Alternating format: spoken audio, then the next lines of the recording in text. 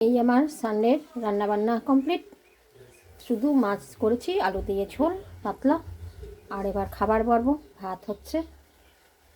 এই যে আমার খাবার বেড়ে নিয়েছি বন্ধুরা। শুভ দুপুর সবাইকে। দেখো ভাত, তার সঙ্গে মাছ ভাজা, আর স্যালাডে রয়েছে শসা পেঁয়াজ আর গাছের লেবু। এই লেবুটা এতটুকু নিয়েছি জানো, এইটাই যা টক আর যা রস পাবারে, ওই জন্য একটুখানি নিয়েছি।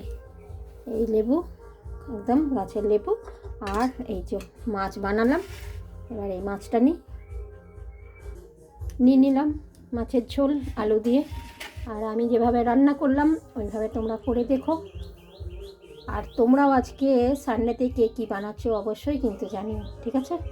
আর আজকের আমার থালিটা কেমন লাগলো সেটাও বলো। আমার যেহেতু মাছ খুব প্রিয়, মাছ হলে আর কিচ্ছু চাই না, জানো তো, শুধু মাছ ভাত খাওয়া।